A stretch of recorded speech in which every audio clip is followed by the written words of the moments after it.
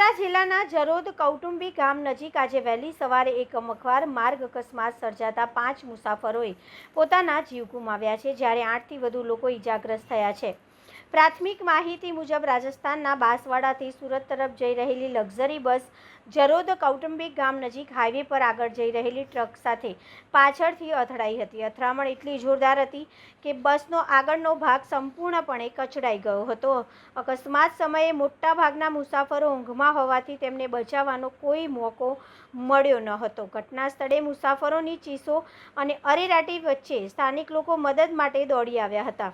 ઘટનાની જાણ થતાં જ જરોદ પોલીસ તાત્કાલિક ઘટના સ્થળ પર પહોંચી ગઈ હતી અને ગંભીર પરિસ્થિતિને ધ્યાનમાં રાખીને એનડીઆરએફની ટીમને પણ બચાવ કામગીરી માટે બોલાવવામાં આવી હતી। બચાવ કામગીરી દરમિયાન બસમાં ફસાયેલા મુસાફરોને બહાર કાઢવામાં આવ્યા હતા। અકસ્માતમાં 5 મુસાફરોના ઘટના સ્થળે જ મોત નીપજ્યા હતા, જ્યારે 8થી વધુ લોકો ઈજાગ્રસ્ત થયા હતા। તમામ ઈજાગ્રસ્તોને તાત્કાલિક સારવાર માટે નજીકની હોસ્પિટલમાં ખસેડવામાં આવ્યા હતા। આ દુર્ઘટનાના પગલે હાઈવે પર લાંબો ટ્રાફિક જામ સર્જાયો હતો, જેને બાદમાં પોલીસ દ્વારા નિયંત્રિત કરવામાં આવ્યો હતો।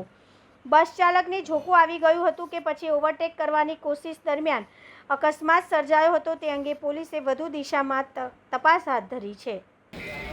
एनडीआरएफ को अर्ली मॉर्निंग में ये कॉल मिला कि कोटाम्बी के पास एक बहुत ही दर्दनाक हादसा हुआ है, जिसमें एक बस और एक ट्रक की भिड़ंत हुई है। बस एक यात्री बस है जिसमें काफ़ी यात्री यात्रा कर रहे हैं, तो उसकी जानकारी मिलने के बाद हमने तुरंत अपनी अलर्ट टीम को यहाँ के लिए निकाला और हमारी टीम ने यहाँ पर पहुँचकर तुरंत रेस्क्यू ऑपरेशन की कार्रवाई प्रारंभ की।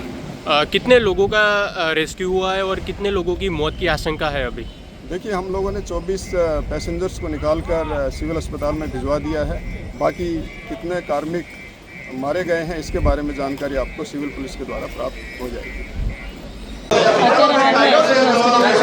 અને મને જાણ થઈ કે કૌટુંબી ખાતે એક્સિડન્ટ થયું છે, એમાં 28 લોકોને લાવવામાં આવ્યા હતા, એમાં 6 મૃત્યુ પામેલા હતા અને અહીંયા પછી મૃત્યુ પામ્યું છે। એટલે અત્યારે જે 21 જણ છે એ લોકોનો ઈલાજ ચાલી રહ્યો છે અને સારો ડૉક્ટરોની મેં વાત કરી છે, સારો એ લોકોનો ઈલાજ થઈ રહ્યો છે અને ટૂંક સમયમાં એ લોકોનું ટ્રીટમેન્ટ જે સારી મળી રહી છે, તો ટૂંક સમયમાં એ લોકો સારા થઈ જશે। પ્રશાસનને કોઈ સૂચન કરી છે? પ્રશાસનને શું કીધું છે આ લોકોને તાત્કાલિક સારવાર મળી રહે માટે?